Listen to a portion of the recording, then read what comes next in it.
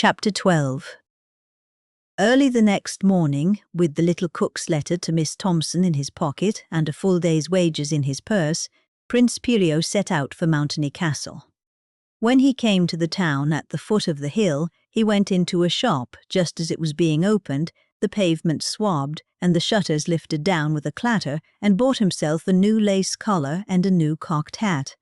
He would have liked to wear his suit of bright chainmail, but there were two reasons why he had not brought that with him. One was that it was rather too heavy to walk round the world in, and the other because he wanted to approach the castle, not as a prince, but in disguise. For he wished to find out all about the people in the castle before he told them why he had come. He thought himself very lucky, therefore, when, on arriving at the castle gate, he saw a stable boy leaning idly against it. This stable boy was a good-natured hobbledehoy young lout, all legs and wings, who yanked about the castle in a suit of corduroy reach-me-downs, with a straw hanging out of one side of his mouth and a melancholy whistle tootling out of the other. "Morning," he said to the prince. "Good morning to you," answered Pirio pleasantly. Very soon they fell talking, and Prince Pirio began to ask the stable boy what was going on inside the castle. The little cook at the inn had already told him what had gone on while he was still at the castle, but he didn't seem to know much about what had happened since. He had not been at the castle since Princess Lily was born, so he said, and that was nearly 20 years ago. "Yes," said the stable boy gloomily. "Things is going from bad to worse inside. Old Gamboy, she's got 'em all into the coop like a lot of chicks, and she's sitting on the lid, and there she'll stay, I reckon, as long as she's on top of dirt." He shook his head sadly from side to side, and the straw hanging from his mouth wagged to and fro as solemnly as the pendulum of a grandfather's clock. Then, out of the other side of his mouth, he went on talking. "Them amalgamated princesses," he said indignantly. "Anyone 'ud think the castle belonged to 'em. His poor old Majesty stuck in his study from morning to night, not knowing what's going on and not daring to come out and see for himself. They do say, as if he so much as shows his face at the door, old Gamboy is up and fussing all over 'em before you can say sneeze. Well, dear, what is it, me dear? Trouble in that poor old Ede of yours, are you? Better leave it all to me, darling, much better leave it all to me. Yes, Lily's quite well, me dear, I'm looking after her. Oh Lord, haven't I aired all about it from the parlourmaids?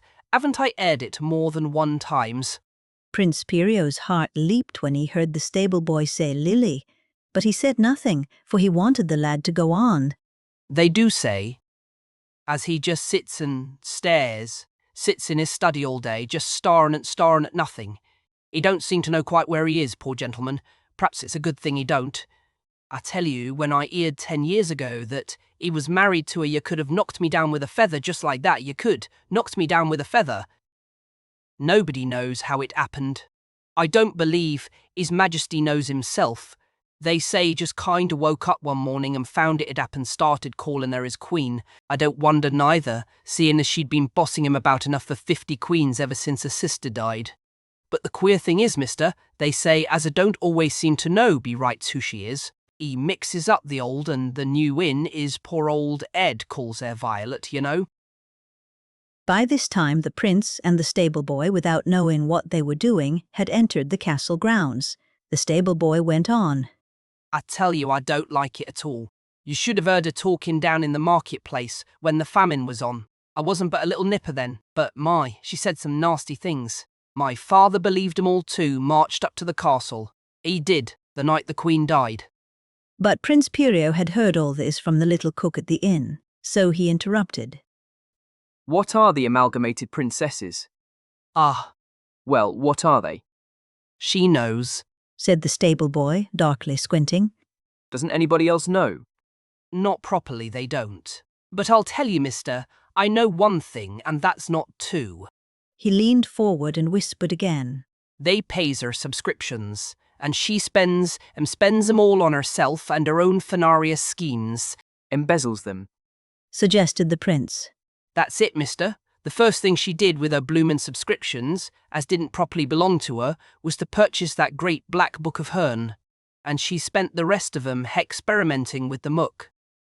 I tell ya, It fair gives you the creeps to walk underneath her window at night and hear the old lady up there a-mumbling and a-muttering to herself or the devil is pretty much the same thing, I reckon.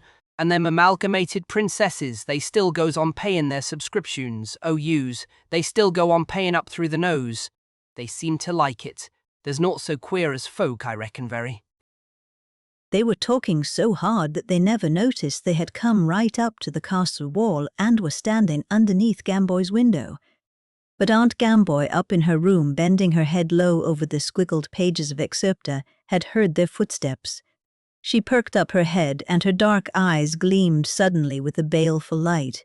She crept to the window. She could see them. She could hear every word they said. She heard Prince Pirio ask the stable boy where Princess Lily was and what she was doing. The boy pointed to a building a little way outside the castle grounds. It was a high, stalk-like tower with a little door at the bottom of it and at the very top a few narrow slits of windows. The rest was blank stone. She's in there, he said, and then Gamboy heard him tell the prince what follows. When the Princess Lily had at last recovered from her long illness, she was so wasted by fever and so weakened by pain that her own father could scarcely recognize her. Nor was she indeed the same girl. Ever since the day Aunt Gamboy had had tea with her, she had been peak-faced, irritable, and headachy. A silence had fallen on her. She would never open her mouth of her own accord and, if she was asked a question, would answer yes or no and say no more. If anybody asked her to do anything, to play at ball or go a walk, she would only look peevish and avoid complying. She no longer read the wise and beautiful books on her father's shelves, nor did she dance any more as she had danced to him in the old days for joy, but sat about in drooping attitudes with her white hands hanging listlessly in her lap, thinking. She was a burden to all who came near her, and all were astonished at the change. Her own servants, who had delighted to serve the gay young thing she once was, now avoided her whenever possible, and pouted back sour and sullen looks at her querulous upbraidings. But there was one thing which nobody noticed. Nobody, that is, except old Lord Tullywitch, and he saw most things that went on under his nose, and that was that Princess Lily had grown timid. She, who had never trembled until she saw the toad, was now ready to be scared by her own shadow, terrified by the darkness, and startled out of her skin by the banging of a door 2 rooms away. Often, just before she went to bed, she would run to Gamboy and cling on to her hand. Auntie, will you promise me that no toads will get into my room tonight? They won't, will they? And Aunt Gamboy would turn her head and look down at Lily through her great round spectacles and say, oh, so kindly, I can't promise, my darling. It's very unlikely it's never happened before, and I sincerely hope it never will. But they may, of course. Anything may happen, you know. You mustn't be frightened, there's a good girl. Then Princess Lily would answer obediently, for she was still obedient to her aunt.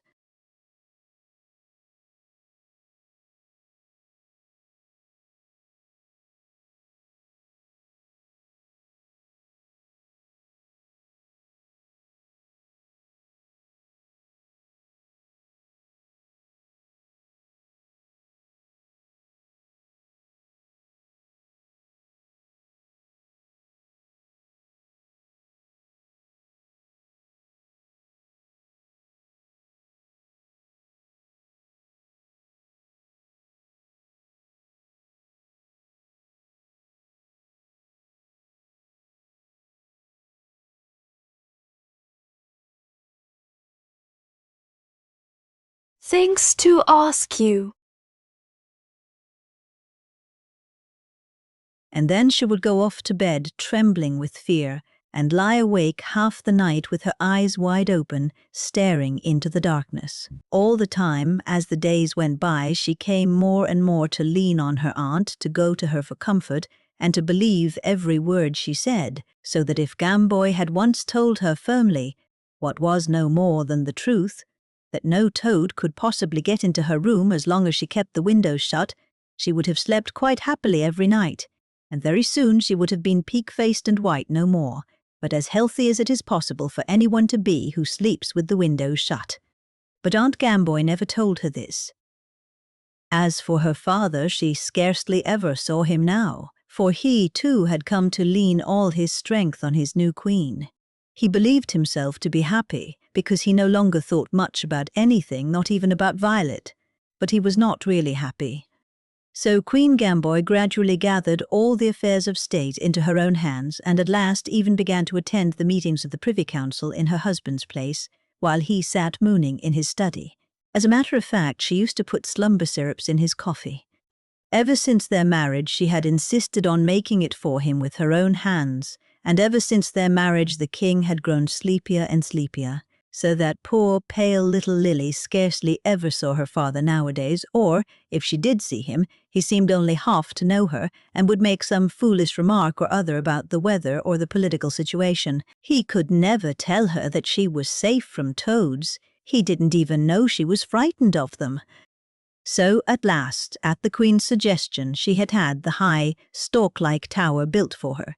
But even there she did not feel safe from toads. And there she sat all day and every day with her hands in her lap, staring. Books all round her, and she never read one of them. Pictures, and she never looked at them. She did not know the history of her own country, and she might have learnt the history of the world.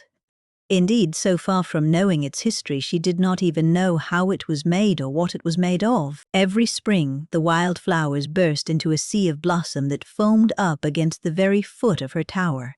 Honeysuckle, loosestrife, ladysmock, daffodils, goldilocks, orchises, palm, and the drooping star of Bethlehem, and she never troubled to learn their names. The birds perched on her high little window-sill and said, "Jug, jug," and "Deedle, deedle," but she could not tell one from the other, and at night the constellations, Orion and the Great Bear, looked in, but she did not know them apart. She did not even know the difference between a star and a planet. "What is the good of knowledge?" she said, and began to forget all that her father had taught her. Nothing seemed to her to be worth doing, for nothing she did brought her any pleasure, nor could she think of anything for long at a time except toads. At night she dreamed of them. In his own words, the stable boy explained all this to Prince Pirio. He did not know all I have told you. What he did know he had only heard from the castle servants, but he knew enough to make the prince understand. For months, nay, for years now, the castle, he said, had been like a painted castle. There was a spell on it. The king silent in his study all day, and the princess shut up in her tower. Even the servants went about their work with hushed voices and glum faces. A silence like death seemed to have come upon them all. One person only seemed alive. One person moved to and fro with a purpose, Queen Gamboy. She too was silent, but not with the silence of death. She was silent rather as ants and spiders are silent, and it was with their swift hurryings that she glided to and fro. Now, when the stable boy had finished his story, he nodded to the prince and loitered away to the stables. But the prince stood still, pondering deeply how he might win Princess Lily to be his queen, for nothing that the stable boy had said had changed his love for her. He only longed more than ever to marry her and to give back to her her joy in life. Somebody else stood still too. Up in her window, a little way above his head, Queen Gamboy was standing still, thinking. And as she thought, she frowned. She had overheard every word of the talk between the prince and the stable boy. What is more, she had heard the trembly sound in Perio's voice when he asked after the Princess Lily. She was no fool, wasn't Queen Gamboy? Said she to herself. A poor chance for your schemes, Gamboy, my dear, if this young fellow is to come and set us all by the ears because he happens to have seen a picture of my niece. And just when we're all getting on so comfortably too. I couldn't stir up those fool citizens down there in the town to rebel, even when they were starving. So it's plain they must have some king or other over them. But if there's to be another king in Mountany after King Courtesy, it shall be my son, mine Queen Gamboy's. And she scowled fiercely at the looking-glass, partly because she hadn't even got a son yet. That young man wants taking down a peg or two, I fancy, she muttered, and she peeped out of the window to see if he was still there. Yes, there he was, standing underneath the window, dreaming like loon. Gamboy tiptoed across her room to the table and picked up Excerpta. Softly, with the great black volume under her arm, softly she crept back across the carpet to the window. He was still there. Now she opened the book at a page she knew well enough and began, softly, to murmur her spell. She whispered it, lest he should hear and start away before it had time to work. And as she whispered it, she moved her corky arms to and fro, engraving wicked romes and pentacles on the empty air. Now I cannot tell you the exact words she uttered. If I did, the same thing might happen to you that happened to Prince Pirio. Not exactly the same thing, of course, unless the story is being read aloud to you and the person who is reading it happened by chance to make the exact patterns in the air which Gamboy made. But even if all this should not be so, even if you are reading the book to yourself, quite enough might happen to make you very, very uncomfortable. Aunt Gamboy had been studying that book for years now, you see, and her magic had grown very much stronger since the last time she used it, which was when she made her own and Princess Lily's teeth chatter up in the royal nursery 10 years ago. These then were something like the words she whispered, but not the exact words. No dimber, dambler, angler, dancer, prig of cackler, prig of prancer, no swigman, swaddler, clapperdudgeon, cadgloak, curtle or curmudgeon, no whipjack, palliard, patrico, no jarman, be he high or low, no dummerar or romany, hobson, jobson, jigamaree, neppet, niminidoxy, duffer, nor any other will I suffer to prevent me from transmogrifying that young man. No sooner had she finished than the dreaming prince came to himself with a jerk. He felt sick, wondered where he was, and in the twinkling of an eye saw his stomach shooting out in front of him, and felt his eyes bulging from his head. And now Gamboy craned her scraggy neck over the windowsill and gave a long sorcery chuckle to see on the ground beneath her, just on the spot where Prince Pirio had been standing a moment before, a great grey-green lolloping toad,